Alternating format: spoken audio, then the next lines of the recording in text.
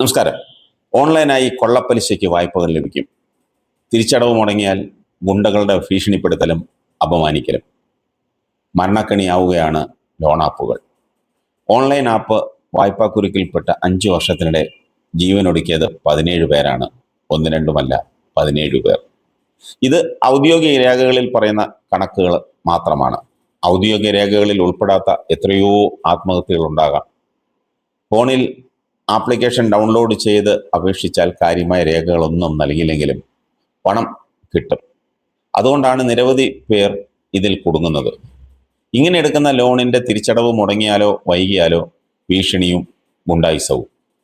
25,000 രൂപ വായ്പ എടുത്തിട്ട് 6 ലക്ഷം അടച്ചിട്ടും കടം തീരാത്തവരും ഉണ്ടെന്നാണ് ലഭിക്കുന്ന വിവരം.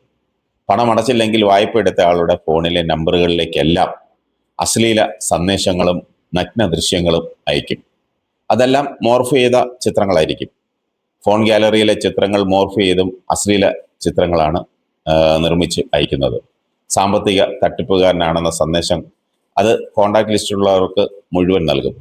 ഫോണിൽ സേവ് ചെയ്ത നമ്പറുകളിലേക്ക് രാപ്പകൽ വിളിക്കും.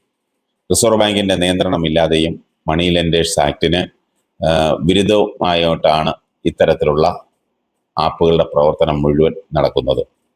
30% പ്രോസസ്സിംഗ് ഫീസും 36% പലിശയുമാണ് ഇവരൊക്കെ ഈടാക്കുന്നത്. ലിങ്കുകളിൽ ക്ലിക്ക് ചെയ്താൽ ലോൺ ആപ്പുകൾ ഫോണിലെത്തും. ആപ്പിലെ വായ്പയ്ക്ക് സിബിൽ സ്കോറിൻ്റെ ആവശ്യമോ അല്ലെങ്കിൽ മറ്റ് പ്രത്യേകിച്ച് വിലപ്പെട്ട രേഖകളൊന്നും നൽകേണ്ടതില്ല. കോണ്ടാക്ട് ലിസ്റ്റ്, ഗാലറി തുടങ്ങിയവയിലേക്ക് അവർ അനായാസം കടന്നു കയറി വിവരങ്ങൾ പകർത്തിയെടുക്കും. 30% പ്രോസസ്സിംഗ് ഫീസാണ് ഈടാക്കുന്നത്. അങ്ങനെ ഈടാക്കിയാണ് ഈ വായ്പയൊക്കെ നൽകുന്നത്. 36% പലിശയാണ് അവർ ഈടാക്കുന്നത്. പല മടങ്ങ് തിരിച്ചടച്ചാലും ബാക്കിയുണ്ടെന്ന് ഭീഷണിപ്പെടുത്തും.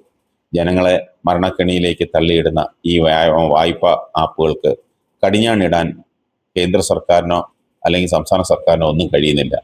കേന്ദ്രം നിരോധിച്ച 300ഓളം ആപ്പുകളിൽ ഭൂരിഭാഗവും പേരുമാറി തിരിച്ചെത്തി.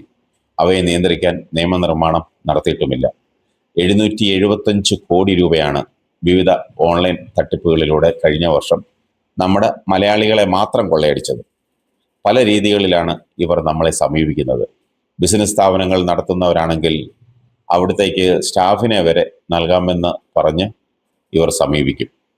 അതുപോലെ വ്യാപാരികളെയും ഹോട്ടൽ ഉടമകളെയും ഒക്കെയാണ് അവർ ലക്ഷ്യമിടുന്നത്. അങ്ങനെ അവരെ ലക്ഷ്യമിട്ട് ഇത്തരത്തിൽ കുടുക്കിലാപ്പെടുത്തും.